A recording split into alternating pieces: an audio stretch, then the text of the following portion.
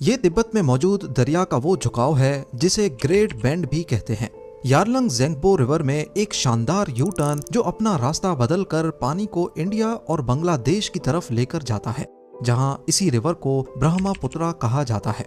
India में इसका नाम चाहे जो कुछ भी हो, इससे चाइना को कोई लेना देना नहीं। चाइना की नजर तो कई सालों से इसी यू टर्न पर है, जो कि कोई मामूली यू टर्न नहीं, बल्कि ये आने वाले सालों में शायद इस रीजन में नई जंगें भी पैदा करवा सकता है। ज़ेम टीवी की वीडियोस में एक बार फिर से खुशामदीद। नाजरीन, यारलंग ज़ेंगबो रिवर का ये हिस्सा हिमालयाज के ऊंचे तरीन पहाड़ों से लिपटा हुआ है, जिसको यारलंग ज़ेंगबो ग्रैंड कैनियन भी कहते हैं। लंबाई में ये वादी 505 किलोमीटर तक फैली हुई है, जो एरिज़ोना के दी ग्रैंड कैनियन से 50 किलोमीटर बड़ी और 3 गुना गहरी है। कैनियन दरअसल किसी भी वादी को कहते हैं जिसके बीच से पानी गुजर रहा हो। इस वादी का फायदा उठाते हुए चाइना ने यहाँ पर दुनिया का सबसे ताकतवर डैम बनाने का फैसला किया है, ठीक इस जगह पर जो दुनिया की सबसे रिमोट लोकेशन है। इस यू टर्न पर पिछले 20 सालों से चाइना की नजर है और इसकी खास बात इसकी ढलान यानी स्लोप है। ठीक इस जगह से देखा जाए तो दरिया 7000 मीटर ऊंचे पहाड़ के साथ साथ होता हुआ एक यू टर्न बनाकर पहाड़ की दूसरी साइड से वापस आता है। मजे की बात यह है कि ठीक इस लोकेशन पर दरिया की ऊंचाई 2870 मीटर है, लेकिन यू टर्न करने के बाद ठीक इस जगह पर दरिया की ऊंचाई सिर्फ 870 मीटर रह जाती है। ये करीब 2000 मीटर की स्लोप बनती है, यानी पहाड़ के वेस्ट में वही दरिया जो 2870 मीटर ऊपर बह रहा था, वही दरिया सिर्फ थोड़ा सा फासला तय करने के बाद 2000 मीटर नीचे आ जाता है। चाइनीज एक्सपर्ट्स ने यहाँ डैम बनाने के कई प्रपोजल्स दे रखे हैं, जिसमें से एक है इस 7000 मीटर ऊंचे पहाड़ के बीच टनल खोदकर हाइड्रो पावर स्टेशन बनाना। अब क्योंकि पहाड़ के वेस्ट में बहने वाला दरिया 2870 मीटर की ऊंचाई पर है, तो अगर यहाँ से इसका रास्ता बंद करके पहाड़ के अंदर टनल खोदा जाए और दरिया के पानी को सीधा पहाड़ के ईस्ट में बहने वाले दरिया में गिराया जाए, तो ये प्रोजेक्ट एक अंदाजे के मुताबिक 60 गीगावाट इलेक्ट्रिसिटी आसानी से जनरेट कर पाएगा। ये दुनिया के सबसे बड़े 3 गॉर्जस डैम से जनरेट होने वाली बिजली से भी 3 टाइम्स ज्यादा है। इस प्रोजेक्ट को मोटवो हाइड्रो पावर स्टेशन का नाम दिया गया है, जिसके टनल की लंबाई करीब 40 से 50 किलोमीटर लंबी होगी, जिसके बीच में एक दो नहीं बल्कि मल्टीपल टरबाइन्स लगाई जा सकेंगी। जहां कन्वेंशनल डैम्स में पानी को स्टोर किया जाता है, वहीं यहां पर डैम बनाने के लिए ज्यादा मेहनत भी नहीं करनी पड़ेगी, क्योंकि दो तरफ से तो ऊंचे पहाड़ हैं जो डैम की नेचुरल दीवार के तौर पे काम करेंगे, जबकि इस लोकेशन पर एक दीवार खड़ी करके पानी को रोका जा सकता है। अब अगर यहीं दीवार पर टरबाइन लगाकर पानी को परली साइड पे गिराया गया, तो सिर्फ ये 200 मीटर ही नीचे गिरेगा, जिससे कम फोर्स जनरेट होगी और अल्टीमेटली कम बिजली बनेगी। लिहाजा दीवार के पास से 40 या 50 किलोमीटर का टनल खोदकर उसको 2000 मीटर नीचे इस लोकेशन पे गिराया जाएगा। अब आप सोचें कि जहां 3 गॉर्जस डैम की दीवार 180 मीटर्स ऊंची है और वो अभी तक का सबसे ज्यादा बिजली जनरेट करने वाला डैम है, तो यहाँ तो पानी 2000 मीटर तक नीचे जाएगा। पर जहां इसके फायदे हैं, वहीं ढेर सारे नुकसानात भी। एक्सपर्ट्स का मानना है कि चाइना को ये प्रोजेक्ट बनाने में काफी मुश्किलें पेश आ सकती हैं। सबसे पहले तो ये जगह तिब्बत की रिमोट लोकेशन पे है, जहां अभी तक कोई प्रॉपर रोड नेटवर्क नहीं है।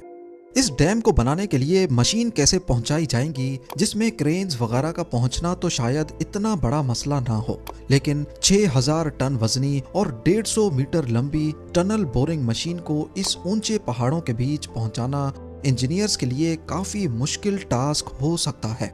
याद रहे कि जितना बड़ा टनल यहाँ बोर किया जाएगा, उतना ही फ्रांस और यूके को आपस में जोड़ने के लिए भी बोर किया गया था, जिसको चैनल टनल कहा जाता है। उसमें टोटल 6 साल का वक्त और 6 बिलियन पाउंड से ज्यादा का खर्चा आया था, वो भी 1988 में। यानी आज के एस्टिमेट्स के मुताबिक अगर चाइना ये दुनिया का सबसे बड़ा हाइड्रो पावर स्टेशन बनाता है, तो इसमें सिर्फ टनल खोदने में ही 30 से 40 बिलियन डॉलर्स का खर्चा आ सकता है। जी हाँ, 3400 अरब रुपए, जिसमें टरबाइन्स का खर्चा शामिल नहीं है। और क्योंकि इस टनल से हजारों क्यूबिक मीटर पानी गुजरेगा तो जाहिर है इसको मजबूत बनाने के लिए टनल की दीवारों को कंक्रीट और स्टील के मोल्ड से ढका भी जाएगा। ये सब तो उस कंडीशन में होगा जब सब कुछ प्लान के मुताबिक चल रहा हो। लेकिन अगर आपको नहीं पता तो आपको बताते चलें कि ये जगह ठीक फॉल्ट लाइन के ऊपर मौजूद है, जहां इंडियन प्लेट और यूरेशियन प्लेट आपस में आकर मिलती हैं। यही वो जगह है जो दुनिया के सबसे खतरनाक अर्थक्वेक्स का एपी सेंटर थी। 1950 में यहाँ से सिर्फ 200 किलोमीटर दूर इंडियन स्टेट असम में 8.5 मैग्नीट्यूड का जल्जला आया था और ईयर 1901 से लेकर आज तक पूरे हिमालय में 4000 से ज्यादा छोटे बड़े अर्थक्वेक्स रिकॉर्ड किए जा चुके हैं। एक्सपर्ट्स का मानना है कि वो डैम्स जिनकी ऊंचाई 100 मीटर से ज्यादा है और वो फॉल्ट लाइन पे मौजूद हों तो वो आसानी से 6 मैग्नीट्यूड का जल्जला पैदा कर सकते हैं, क्योंकि वो अर्थ का नेचुरल वेट शिफ्ट खराब कर देते हैं, जिसकी वजह से नीचे मौजूद टेक्टोनिक प्लेट्स को भी उस हिसाब से एडजस्ट होना पड़ता है। इसके अलावा ये एरिया जहां मोटुओ हाइड्रो पावर स्टेशन का प्रपोजल दिया गया है, ये जानलेवा लैंडस्लाइड्स का गढ़ भी है। 2021 में यहाँ लैंडस्लाइड की वजह से यारलंग ज़ेंगबो रिवर का एक हिस्सा ब्लॉक हो गया था, जिसकी वजह से पानी को अपना रास्ता बदलना पड़ा। इसी एरिया में इंडियन हिमालय में भी लैंडस्लाइड्स की वजह से फ्लैश फ्लड्स ट्रिगर हुए, जिसमें कई लोगों की जान गई और उसने 2 हाइड्रो पावर स्टेशंस को भी नुकसान पहुंचाया। इन सब मसलों के साथ साथ चाइना को अगर दुनिया का सबसे बड़ा हाइड्रो पावर स्टेशन बनाना है तो उसको इंडिया को भी फेस करना होगा। जैसा कि आप देख सकते हैं कि यारलंग ज़ेंगबो रिवर का वो हिस्सा जो डैम के बाद नीचे जा रहा है, कुछ ही फासले के बाद वो इंडियन स्टेट अरुणाचल प्रदेश में दाखिल हो जाता है। ये वो इंडियन स्टेट है जिसको चाइना अपना हिस्सा मानता है और इसी बात को लेकर यहाँ कई मर्तबा इंडियन और चाइनीज का क्लैश भी हो चुका है। 1960 से लेकर इंडिया और चाइना की कई बार इसी डिस्प्यूटेड एरिया को लेकर लड़ाई हो चुकी है। हाल ही में 2020 की बात है जब इंडियन और चाइनीज सोल्जर्स के बीच गलवान वैली में एक झड़प देखी गई, जिसकी वजह से एक जवान की मौत भी हुई। तो कहने का मकसद सिर्फ इतना है कि इस रीजन में हालात काफी कशीदा हैं और ठीक डिस्प्यूटेड बॉर्डर से 50 किलोमीटर दूर दुनिया का सबसे बड़ा डैम बनाना खतरे से खाली नहीं होगा, क्योंकि इंडिया और चाइना दोनों न्यूक्लियर पावर कंट्रीज हैं। यहाँ डैम बनाने की वजह से चाइना का इंडिया और बांग्लादेश में जाने वाले पानी पर भी फुल कंट्रोल पैदा हो सकता है, जो चाइना अपने हथियार के तौर पे भी इस्तेमाल कर सकेगा। कुल मिलाकर बात यह है कि मोटुओ हाइड्रो पावर स्टेशन न सिर्फ एनवायरनमेंट के लिए खतरनाक है, बल्कि इस पूरे खित्ते में नई जंगों का आगाज भी कर सकता है। तो फिर चाइना के लिए ये इतना ज्यादा जरूरी ही क्यों है? देखा जाए तो आबादी के लिहाज से चाइना दुनिया का दूसरा बड़ा मुल्क है, लेकिन इलेक्ट्रिसिटी की कंजम्पशन में इसका पहला नंबर है। इंडिया, जिसकी पॉपुलेशन चाइना से भी ज्यादा है, यहाँ सालाना बिजली की खपत 14 लाख गीगावाट्स है, जबकि चाइना की 78 लाख गीगावाट्स। इसकी मेन वजह चाइना में पाई जाने वाली फैक्ट्रीज हैं, यानी ये चाइना की बढ़ती हुई इकोनॉमी की रीढ़ की हड्डी है, जिसे चाइना किसी भी सूरत कम नहीं कर सकता।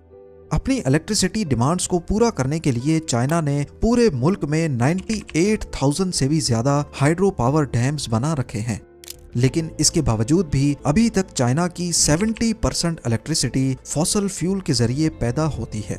चाइना का विजन है कि उनको 2060 तक कार्बन एमिशन पर कंट्रोल पाना है, क्योंकि जैसा कि आप सब जानते हैं कि वो वक्त दूर नहीं जब दुनिया से फॉसल फ्यूल्स का खात्मा हो जाएगा। तो अगर 2060 तक चाइना ने अपनी डिपेंडेंसी फॉसल फ्यूल्स पर से खत्म ना की तो वो अपना ये मकाम खो सकता है। मोटुओ हाइड्रो पावर स्टेशन, जो कि 60 गीगावाट इलेक्ट्रिसिटी जनरेट करेगा, वो चाइना की 78 लाख गीगावाट की खपत के सामने ऐसे ही है जैसे डूबते को तिनके का सहारा। एक्सपर्ट्स का ख्याल है कि अगर चाइना को फॉसल फ्यूल पर से डिपेंडेंसी खत्म करनी है तो उनको डैम्स के साथ साथ दूसरे ग्रीन एनर्जी के सोर्सेज पर भी काम करना होगा, तब जाकर वो अपनी डिमांड्स को पूरा कर पाएगा। उम्मीद है ज़ेम टीवी की ये वीडियो भी आप लोग भरपूर लाइक और शेयर करेंगे।